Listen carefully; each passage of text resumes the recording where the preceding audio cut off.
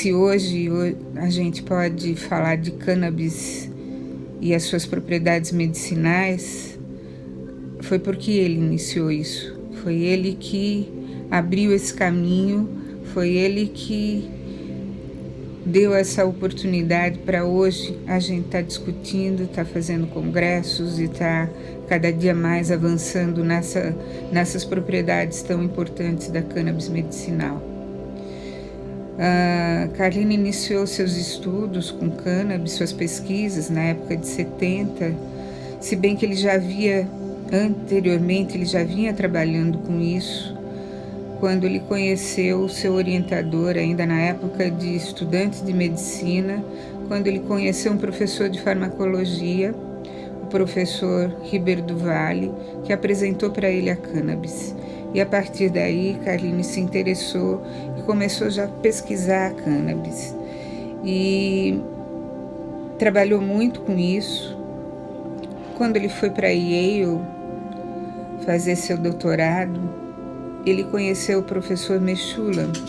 Meshulam era um químico, é um químico porque ainda é vivo, um químico israelense, e Meshulam pôde ajudá-lo nessas suas pesquisas, fornecer padrão para ele, não só padrão, como isolou o canabidiol e o THC, e o que muito ajudou Carline nesse trabalho. Carline, quando iniciou esses seus trabalhos, ele descobriu que a cannabis tinha alguns componentes que faziam com que ela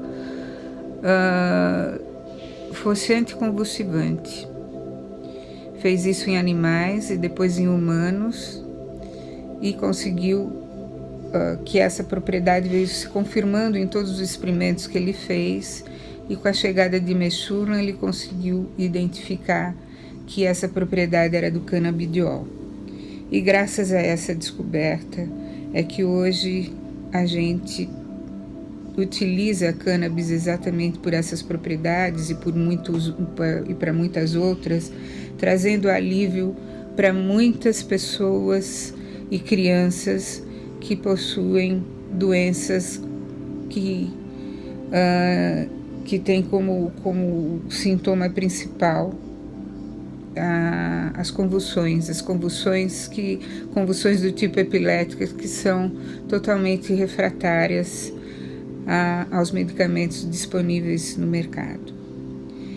Eu não vou me alongar mais, porque eram poucas palavras, mas eu só posso dizer que Carline nunca desistiu, trabalhou com cannabis numa época muito pior que agora, quando a planta era totalmente maldita, proscrita, ainda é proscrita no nosso país, mas proscrita no mundo inteiro.